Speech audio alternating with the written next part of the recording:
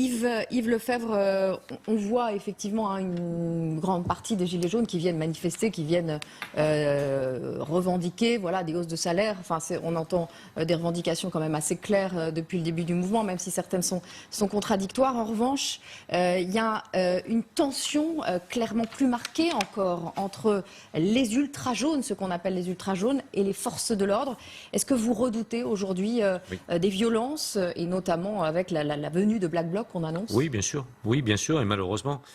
Parce que j'entends avec attention, et je prends acte des propos, je dirais, apaisants de Jérôme Rodriguez, mais qui a toujours été dans le même fil conducteur en la matière. Oui. Bien évidemment, je ne suis pas d'accord avec lui quand il parle de violences policières systématiques, mais s'il y a eu des débordements à un moment donné, on sait que l'IGPN tranchera et la justice décidera derrière. Ceci étant dit, oui, on craint. Pourquoi? Parce qu'on nous annonce presque 2000 Black Blocs recensés sur le territoire national, sans compter ceux provenant de l'étranger.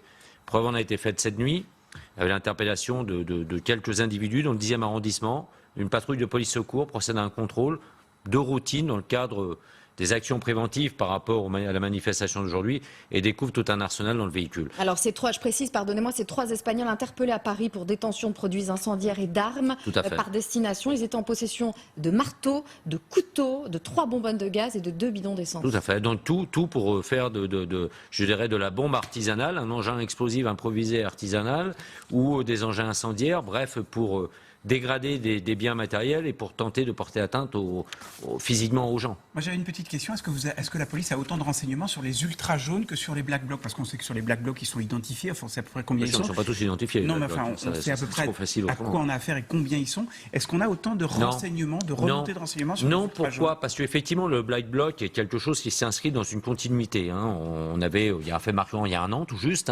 mais il y a un moment qu'ils sont là, parce que c'est une mouvance, je dirais, révolutionnaire, européenne au demeurant, qu'on retrouve sur les grands rassemblements, enfin sur les grands événements qu'on retrouvera à Biarritz pendant le G7 à la fin du mois d'août prochain.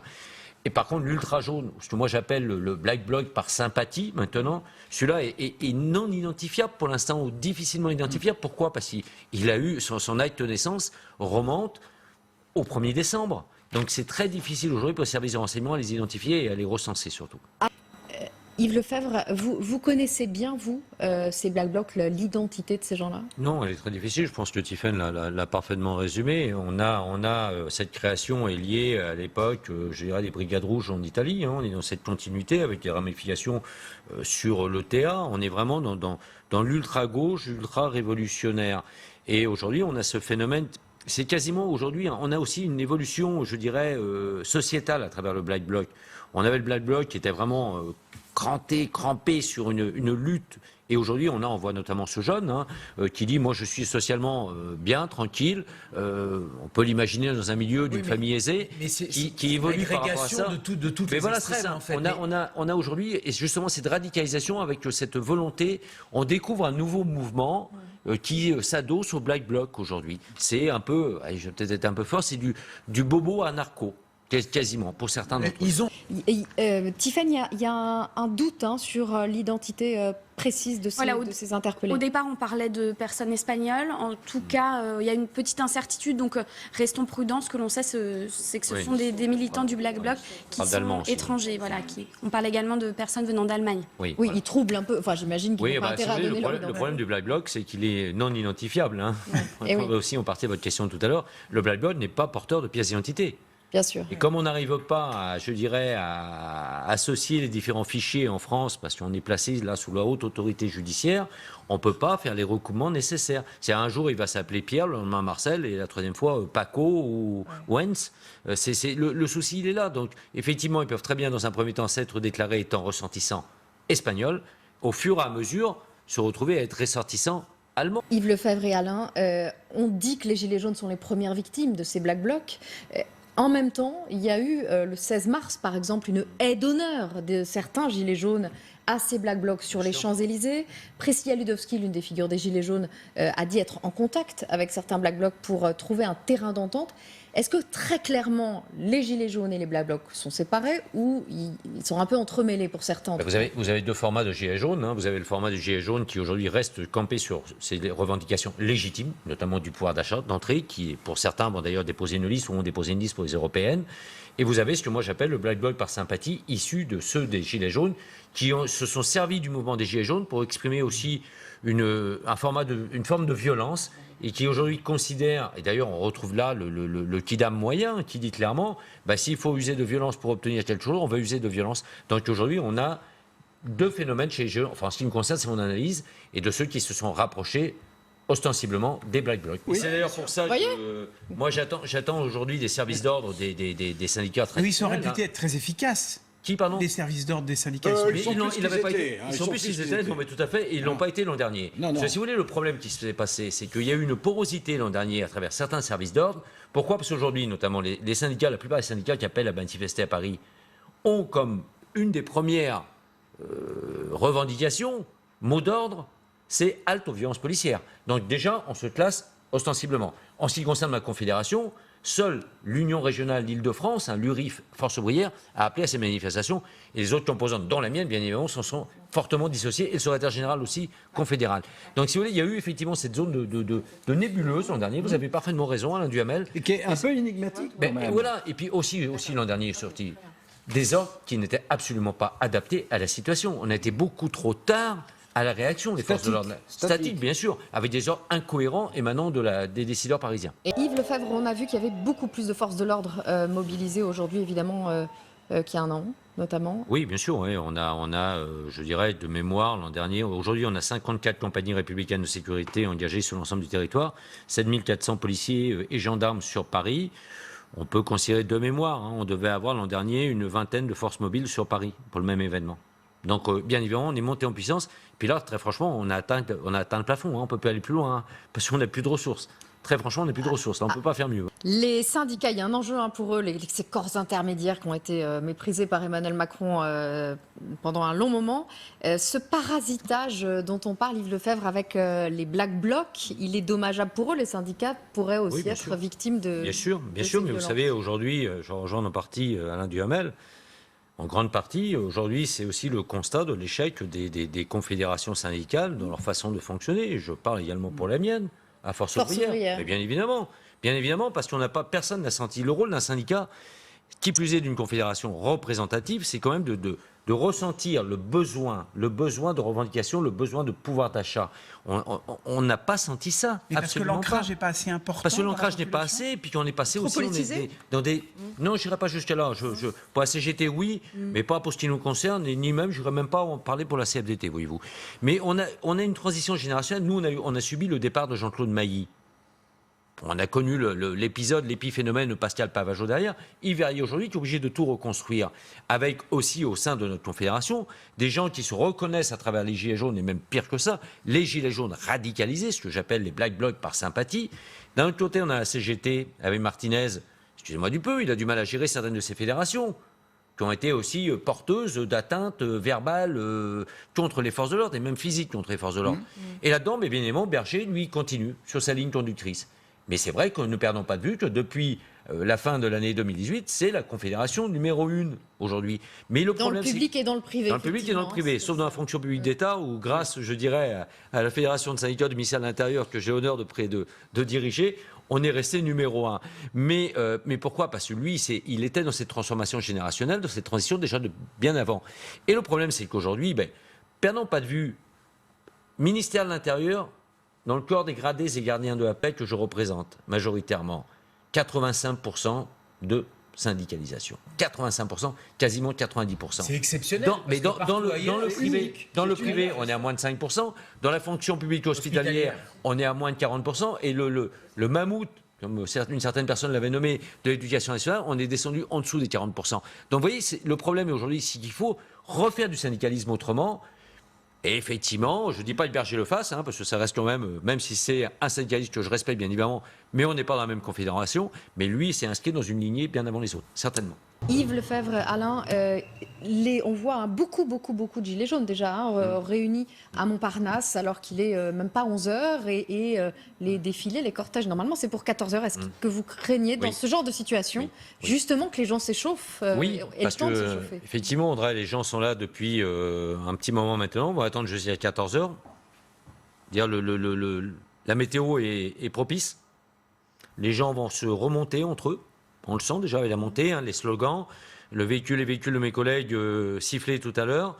Et puis on sent ce mélange là entre gilets jaunes et non porteurs de gilets jaunes.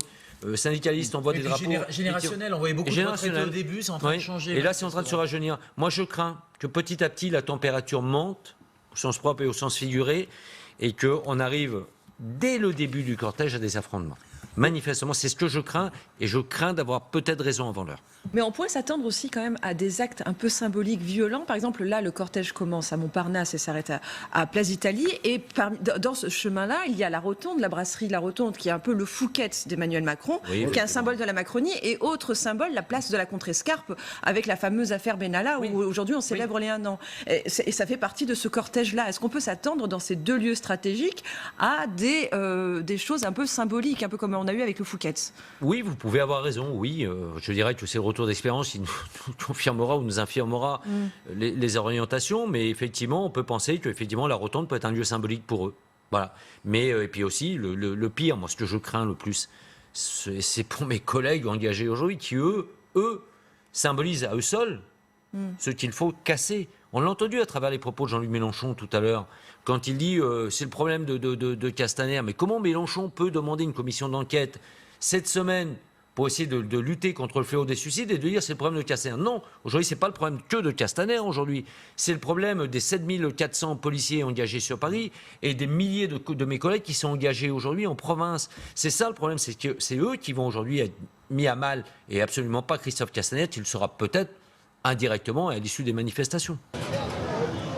Oui, les manifestants et les forces de l'ordre qui se font face. Vous voyez sur ces images, plusieurs dizaines de policiers, casques et boucliers se sont mis en place aux abords de la place du 18 juin. Voilà, ils forment un mur et en face d'eux, les manifestants qui les insultent, qui les huent, qui les sifflent copieusement. Alors pas encore pas de jet de projectiles, juste en face à face et voilà, vous les entendez, des slogans anti-policiers, dégagez.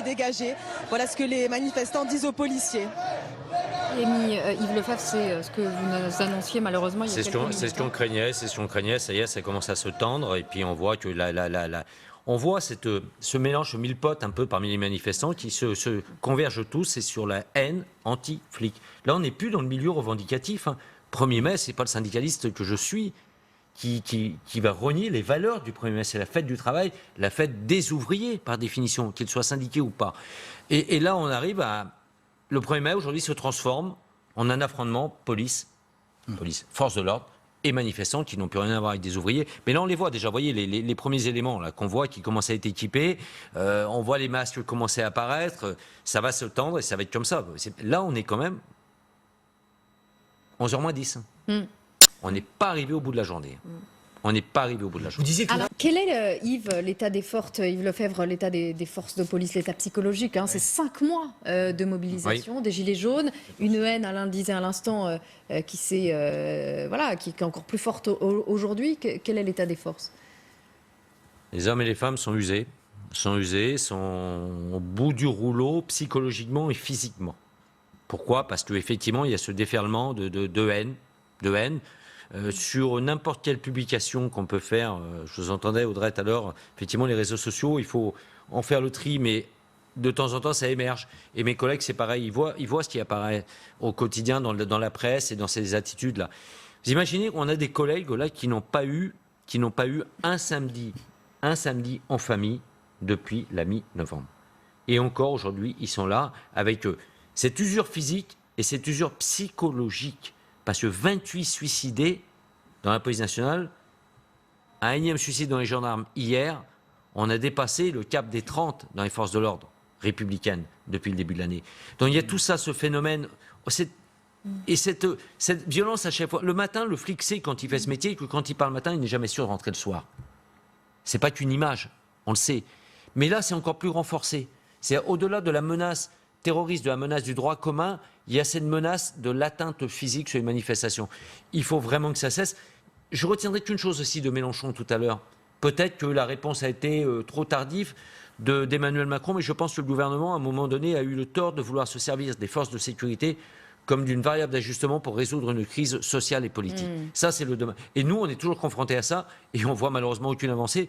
Preuve en a été faite, on craint que les recrutements prévus au mois de septembre fassent l'objet d'une cavalerie budgétaire et soient reportés en 2020. En manque de personnes. Vous voulez dire que les promesses qui ont été faites en fin d'année, on a vu que... On doit avoir un recrutement des entrées en école de gardiens de la paix à hauteur de 1400, 1500 élèves gardiens de la paix dont on a réellement besoin, parce qu'on manque de 1000 CRS au bas mot aujourd'hui dans nos rangs. Ben, il est, semble-t-il, prévu à Bercy, à Matignon et à Bercy de reporter ça en janvier 2020 pour justement essayer de réguler le flux budgétaire de 2019. Mais c'est scandaleux. Les revendications qu'on a obtenues, les gains qu'on a obtenus le 19 décembre 2019, aujourd'hui on nous affiche, on nous brandit le chiffre en rouge en disant attention, si vous n'êtes pas d'accord avec tout ce qu'on met sur la table, vous ne l'aurez pas. Chez nous, ça va péter aussi à un moment donné, ça c'est sûr et certain. Sauf si on lâche vraiment du lest beaucoup au niveau de la place Beauvau. Jusqu'à présent, on n'a pas connu en France ce qu'on avait connu à Gênes en Italie, avec des cortèges qui étaient un peu de même nature, ou ce qu'on a connu en Allemagne, à Berlin, etc., qui étaient beaucoup plus violents de la part de la police et moins efficaces à la fois.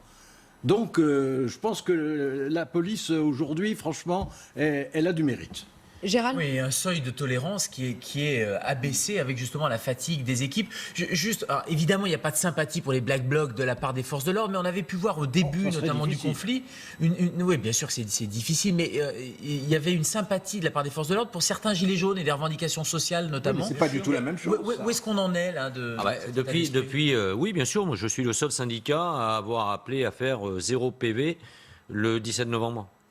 Parce que le mouvement, au départ, était un mouvement d'une colère légitime, revendicative, légitime, sociale. Et derrière un policier, il y a un citoyen qui a aussi toutes les peines du monde à finir ses fins de mois. Depuis lors, il y a eu cette radicalisation. Et je crois de savoir entrer, le principe d'un syndicaliste responsable, c'est de savoir entrer dans un conflit et d'en sortir.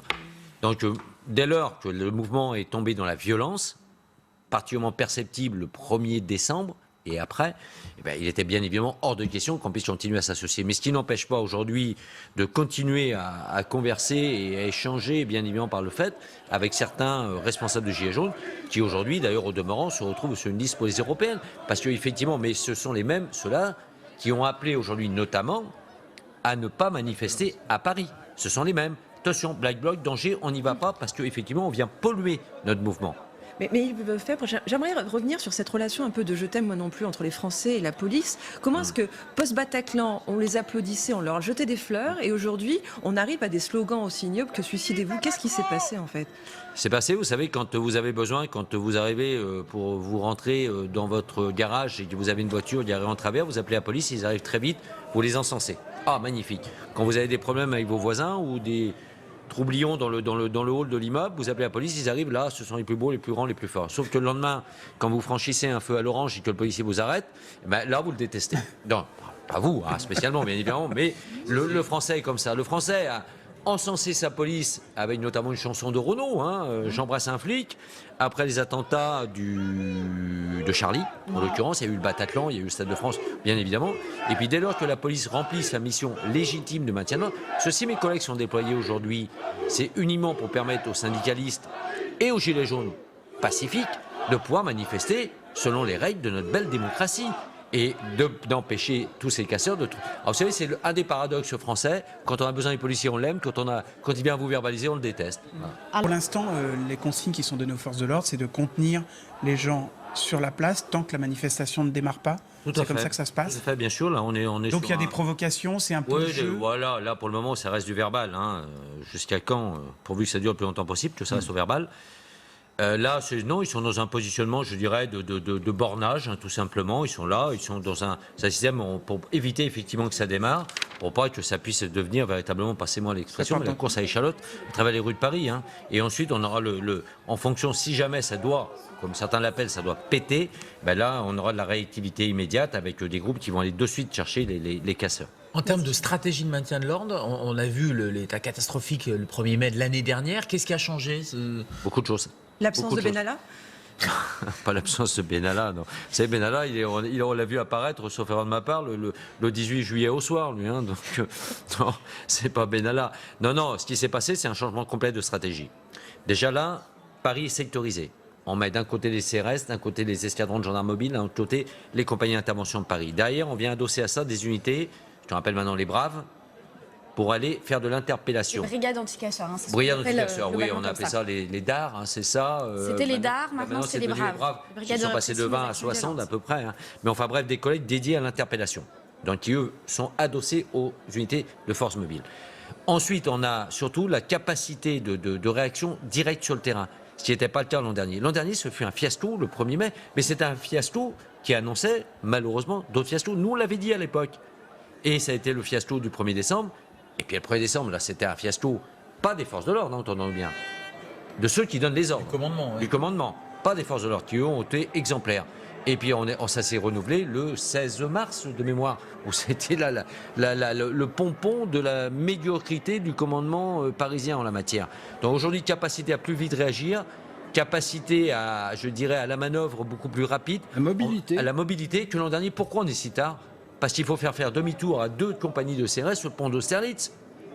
Il faut, le temps que ça bouge, le temps que ça se manœuvre pas comme ça, une compagnie républicaine de sécurité. C'était pas malin de faire ça sur un pont. Mais c'est pas malin de faire ça sur un pont. Mais c'était du grand n'importe quoi. Mais là, au moins, on est descendu, on a fait descendre d'un étage les décideurs en matière de maintien de l'ordre sur Paris. Ben, bien sûr. On est passé du 17 novembre sous les ronds-points où les gendarmes s'arrêtaient, où l'équipage de police secours s'arrêtait, ça discutait, c'était bon enfant.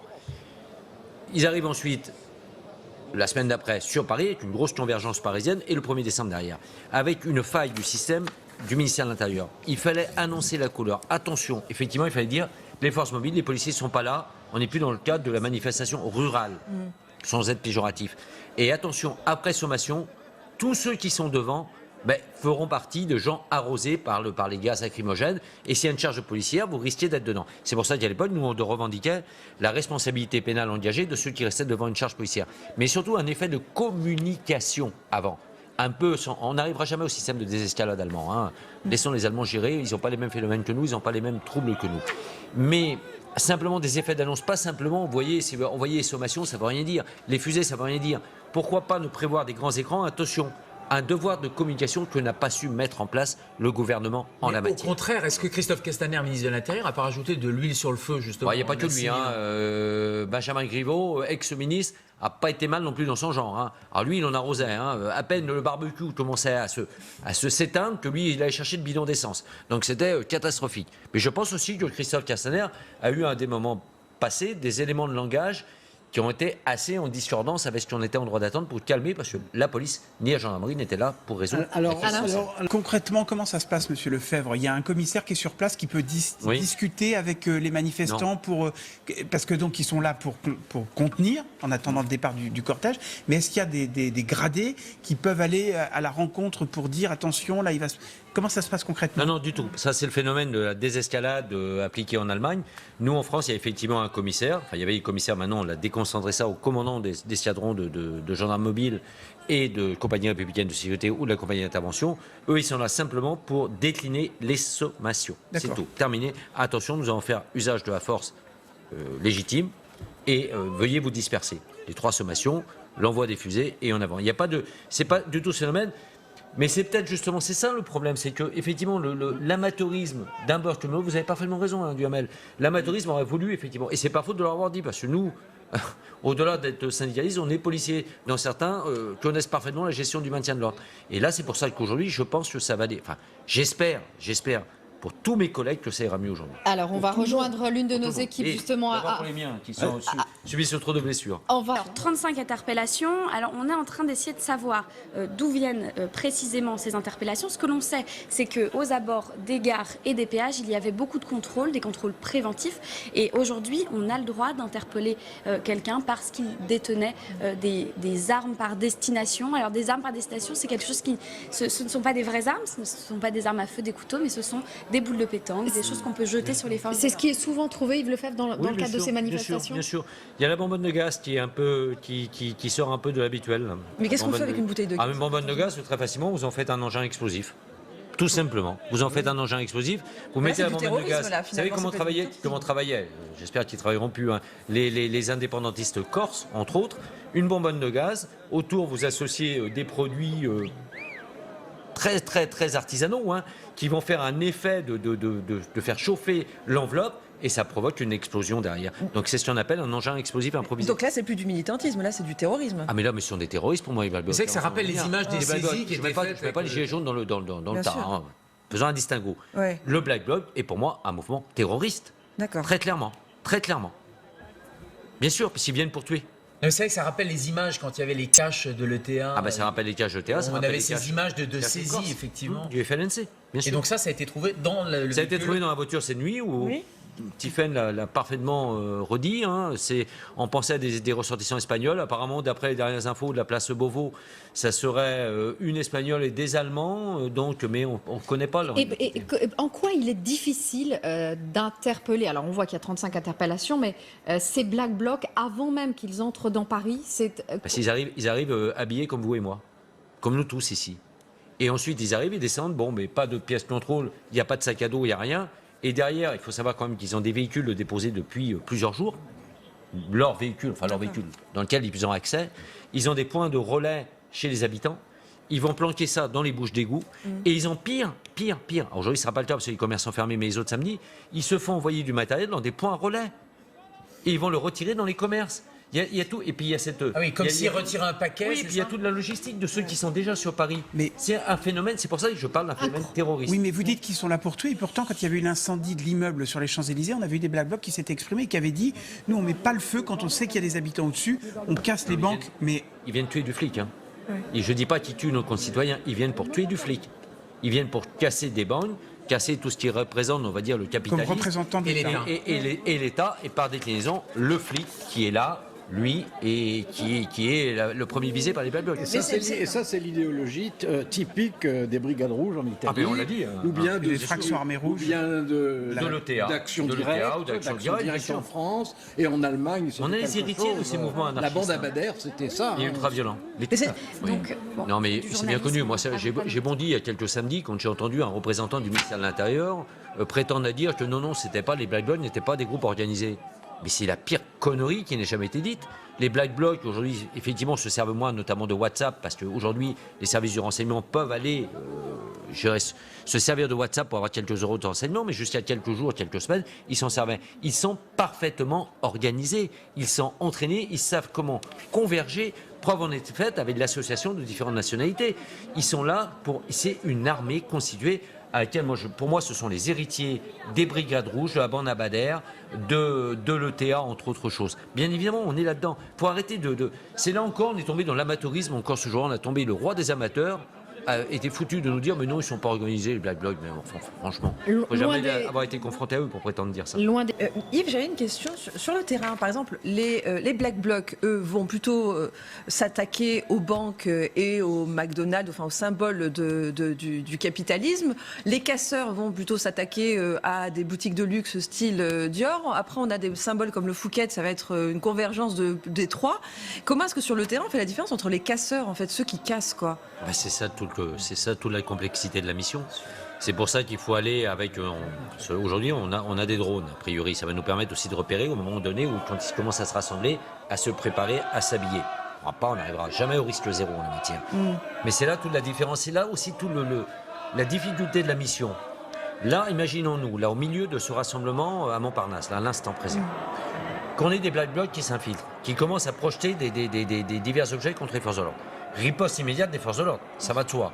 Mais au milieu de ça, comme ils se sont noyés dans la masse des gilets jaunes, obligatoirement, vous allez avoir des gilets jaunes qui sont là, tranquilles, et parfois aussi des journalistes qui sont là pour faire leur métier, qui vont être atteints par des projectiles. C'est là toute la différence. C'est pour ça qu'il faut tout faire pour les neutraliser en amont, avec les contrôles les mis en place depuis hier soir, les préfiltrages, on appelle ça, et derrière essayer de les extraire autant que faire se peut, parce que, et qui plus est encore cet après-midi, ça va être encore plus compliqué, c'est qu'ils vont se noyer dans la masse des cortèges des syndicats, pardon.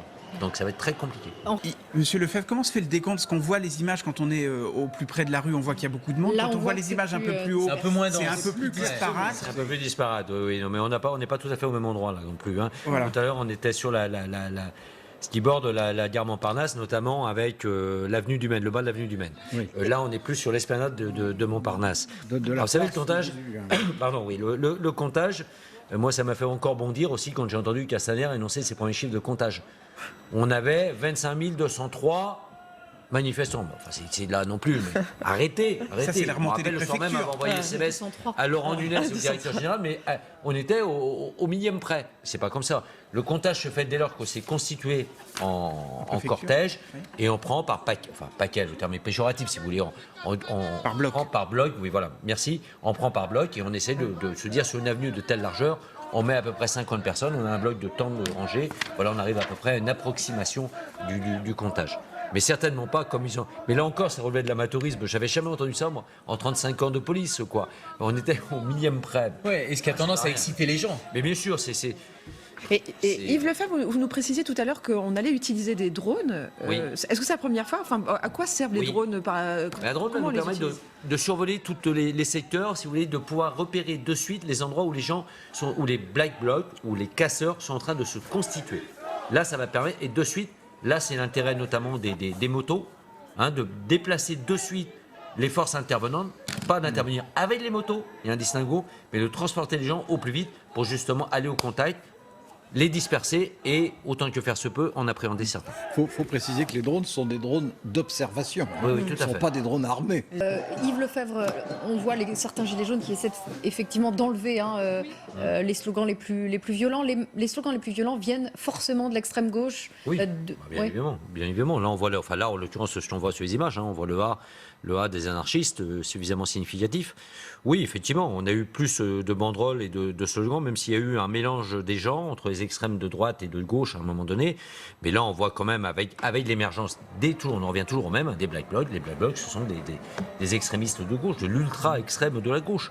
Donc, effectivement, il y a cette émergence. Mais là aussi, ça atteste de la volonté revendicative et de continuité dans un mouvement qu'ils ont bien du mal à tenir. C'est pour ça qu'ils pourraient être aussi les grands perdants. Ceux qui tiennent encore à bout de bras cette volonté de manifestation pacifique des Gilets jaunes. Mais ils sont peut-être de moins en moins nombreux et où ils ont de plus en plus de mal à se faire respecter, même en interne. 35 interpellations donc à Paris, et dans le reste de la France, c'est très très calme. Les remontées qui nous parviennent des forces de l'ordre sur le terrain, il semble que pour le moment, les manifestations démarrent tout doucement et qu'il n'y ait pas d'autres interpellations en France. Yves Lefebvre. Oui, ça prouve que les préfiltrages et les contrôles tout autour sont effectivement porteurs. On n'arrivera pas au risque zéro, mais l'essentiel, c'est d'en interpeller le plus possible et d'en neutraliser le plus possible. 35, c'est pas énorme non plus, ça paraît. Attention, pas. 35, c'est déjà pas mal quand même, Ouais, parce qu'on est quand même, on est aujourd'hui à cette heure-ci. Oui. Pour remettre ça en Les adéquation. modalités de la nouvelle loi anti-casseurs avec le délit quand on a une cagoule, Oui, ça aide votre travail Non, plutôt? là, ça n'aide pas. Là, c'est simplement ce qu'on appelle le contrôle, le filtrage, les pré-contrôles en amont qui sont décidés, qui sont possibles aussi à travers la loi anti-casseurs, mais qui l'étaient déjà avant. Ce qu'on appelle un article du Code de procédure pénale, le 78.2, qui permettait de le faire. Ça permet de déployer les effectifs pour justement faire du contrôle, je dirais, un peu pas à la va-vite, je dirais de façon très ponctuelle. Oui, un peu à l'instinct, voilà, c'est ça. Et concrètement, qu'est-ce qu'elle vous permet, cette loi anti-casseurs? Quels sont les moyens supplémentaires dont vous disposez depuis? Notamment ces contrôles. Là, maintenant, on peut passer outre le fait d'avoir une réquisition du procureur de la République. Ça, c'est le premier point. Donc ça, c'est normalisé. Après, le reste, pas grand-chose. Hein, parce que moi, j'attendais, même si on peut considérer qu'il y avait un aspect anticonstitutionnel à travers ça, mais moi, l'interdiction administrative dans un contexte de violence telle qu'aujourd'hui, pour moi, avait raison d'être. Yves Lefebvre, on voit la police là partout, on la voit même par exemple être victime de slogans anti-police, mais aujourd'hui on est le 1er mai, ils travaillent, on est d'accord, enfin je parle aux syndicalistes, les policiers qui travaillent aujourd'hui sont payés double, non? Bien sûr que non. Ah bon? Bien sûr que non, un policier n'est absolument pas payé double. Vous savez, un policier, quand il travaille entre 21h et 6h, il gagne 97 centimes d'euros par heure. Hein, c'est le salaire d'un travailleur de nuit, ce qui lui fait un peu moins de 8 euros par nuit travaillée. Non, absolument pas. Aujourd'hui, mes collègues, tout est pour tout, et encore pas pour tous. C'est-à-dire que ceux qui sont dans des régimes, on va dire 24 heures sur 24, les régimes dits de roulement, on s'en appelle des temps compensés, qui leur permet pour une heure travaillée d'avoir une bonification de 24 minutes à récupérer.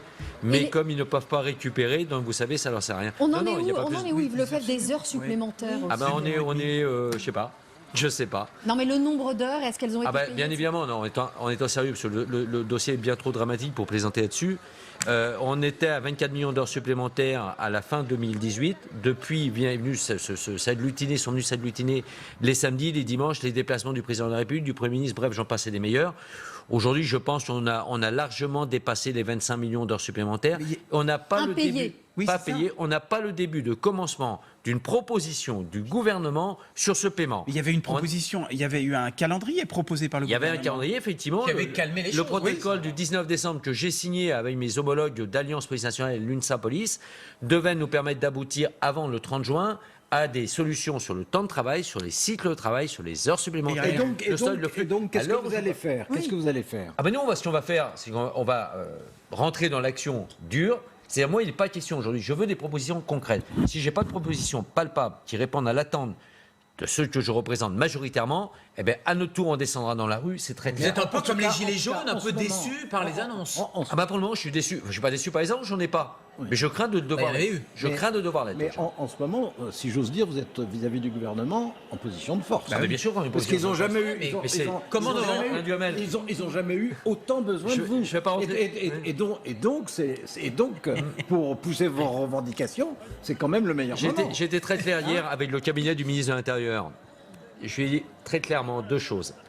Il va bien falloir payer les heures supplémentaires très vite avant le 30 juin, payer le stock et gérer le phénomène des flux avec aussi un mode de paiement ou peut-être, sans rentrer dans trop de techniques, un compte épargne retraite et autres. Il va falloir permettre aux flics, enfin, d'associer vie professionnelle, vie familiale avec un week-end sur deux de repos. Ça, c'est non négociable. C'est très clair. D'un autre côté, il va falloir permettre aux flics d'avoir aussi l'application du droit européen avec les 11 heures de repos. Si ce n'est pas appliqué, il faut que l'employeur, ministre de l'Intérieur ou ministère de l'Intérieur, soit pénalisé à travers ce qu'on appelle des temps de compensés et sans rentrer dans trop de techniques. Et c'est ça la vraie solution préventive au suicide dans la police d'ailleurs. Au cabinet du ministre. Si je peux me permettre juste, Alain, j'ai clairement dit, vous n'aurez jamais connu un tel mouvement social, une telle colère dans la police nationale si vous n'apportez pas des réponses concrètes à ça avant le 30 juin. Ça sera les flics dans la rue, on continuera à encadrer les maintiens de l'ordre. Mais je peux vous assurer qu'entre deux maintiens de l'ordre à encadrer, c'est nous qu'il faudra encadrer dans la rue. Parce qu'il y aura un mouvement de colère que je n'ai jamais connu. C'est-à-dire que vous manifesterez pendant la semaine et les gilets jaunes le samedi. Eh bien, tout à fait. Mais est-ce qu'on a déjà eu une manifestation de policiers? Ah bah oui, moi j'en ai fait. Je suis secrétaire général depuis bientôt 4 ans. J'en ai déjà fait 3 sur Paris, qui à chaque fois seul, parce que mes homologues n'ont jamais daigné vouloir s'associer à l'action, qui à chaque fois ont rassemblé plus de 10 000 flics. Et qui pour encadrer? On met des gendarmes mobiles dans ces cas-là pour encadrer. Et là, inversement, vous avez une vraie force avec 85% de syndiqués, ce qui est l'inverse de si les autres fonctions publiques. Ce que j'appelle une convergence de toutes les organisations syndicales, comme ce fut pour dénoncer le 28e suicide la semaine dernière et tous ceux qui avaient eu avant, malheureusement. Si on avait une convergence, c'est entre 30 et 40 000 flics qu'on doit mettre dans les rues de Paris. 30 à 40 000 flics. Je peux vous assurer qu'à l'Élysée, ils ne veulent pas voir un seul képi dans la rue. Képi, le terme est historique. Mais un seul flicard dans la rue à manifester. Mais ça, je le ferai, et avant l'été 2019, si je n'ai pas des réponses au point que je vous ai énoncé tout à l'heure. Yves Lefebvre, quels sont les moyens, les missions de ces brigades précisément? Elles ont pour mission d'aller interpeller. C'est ce qui ne s'est pas bien passé avec les DAR, parce que le directeur de la sécurité publique de l'agglomération parisienne, M. Dupuche, à l'époque, voulait les transformer en gestion du maintien de l'ordre. Non, l'objectif premier des Braves, c'est d'être adossé aux unités de force mobile. Dès lors qu'il y a des exactions de commises ou des groupes qui commencent à se constituer, les unités de force mobile doivent s'écarter. Les Braves doivent aller, interpeller, ramener et se protéger à nouveau derrière les unités de force mobile. Leur vocation première, c'est l'interpellation et pas la gestion du maintien de l'ordre. Tiffaine ? Oui, parce que jusque-là, on avait des CRS, des gendarmes mobiles qui arrivaient un petit peu à reculons devant les situations dangereuses, alors que ces brigades-là, c'est brave, ces brigades anticasseurs, elles sont là pour vraiment aller au charbon. Oui, elles sont formées pour ça. Elles sont formées pour ça et elles sont très mobiles et surtout, elles sont autonomes. Les CRS et les gendarmes, ils obéissaient aux ordres. mais voilà. C'est pas Bien eux qui sûr, avaient peur. et c'est aussi, Non, non. et laissez-moi finir, et c'est aussi ça, elles sont beaucoup plus autonomes que Attention, ne il ne faut pas l'étaient. qu'elles soient trop autonomes. Le problème des DAR, c'est que ces unités étaient trop autonomes. C'est-à-dire qu'elles ont mis la Zoubia par endroit. Le commandement, les ordres qui leur étaient donnés provoquaient des troubles, une incapacité à réagir immédiatement pour les unités de force mobile qui sont, elles, exclusivement dédiées au maintien de l'ordre. L'intérêt des braves, c'est pas de faire de la gestion de foule, c'est d'aller interpeller les auteurs d'exactions diverses et variées. Et d'y aller rapidement. Et je me dois d'intervenir et de corriger un peu.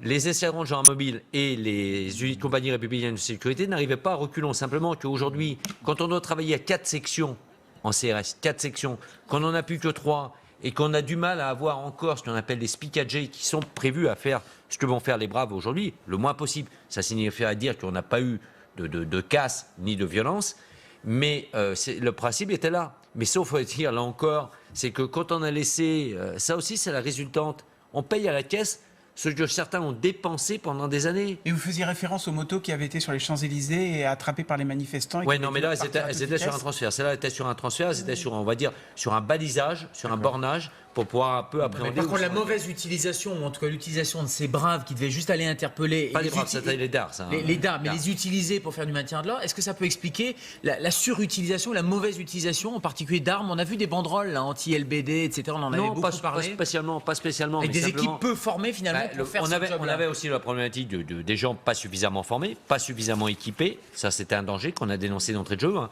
Le manque de boucliers, le manque de casque, le manque de jambières. Bref, que sais-je encore, il manquait de tout. Il manquait aussi de munitions pour les LBD.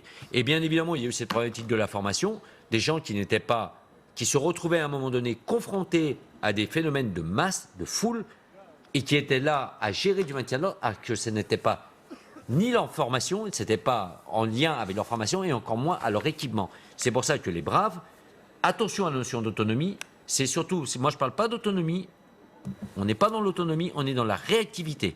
Ça, c'est autre chose. Après, que le commandement soit lui autonome sur place, oui, ça, c'est une... Ces unités, ces brigades, Yves Lefebvre, elles sont sur toute la France, pas uniquement concentrées à Paris. Uniquement Paris. Ailleurs, ce sont les BAC qui font ce métier, mais les braves, unités constituées de 60, hein, parce qu'on a aussi une unité de protection au milieu, qui est là pour venir aussi protéger leur interpellation. On a même des collègues qui sont dédiés aux premiers soins en la matière. Hein. Uniquement sur Paris, en province, ce sont les BAC traditionnellement, ou des équipes des brigades de recherche et d'intervention, les fameuses BRI, qui sont aussi potentiellement utilisées pour ce genre d'interpellation. Vous redoutez les manifestations, Yves Lefebvre, en région ou c'est on sait qu'à Paris c'est particulièrement redouté parce que on annonce la venue de Black Bloc et de pays européens, mais est-ce que dans les grandes villes en région, il y a aussi des craintes? Oui, parce qu'on a un peu passé sous silence ce qui s'est passé, les violences commises à Bordeaux notamment, mais aussi à Montpellier, où il a fallu en découdre. Toulouse également, beaucoup d'endroits. Nantes, Rennes sont des villes qui ont été particulièrement quand même mises à sac avec La Normandie également. La Normandie aussi, oui, Tiffany. C'est Rouen a été mis à feu et à sang aussi, hein, et Caen également. Oui, bien sûr, on craint parce que, qui plus est, quand on redéploie aujourd'hui autant de forces mobiles sur Paris, ça signifie dire qu'on les a pas ailleurs. On les a pas ailleurs. Merci beaucoup. Merci d'avoir été avec nous, Yves Lefebvre. Merci Alain d'avoir été à nos côtés. Merci Tiffaine.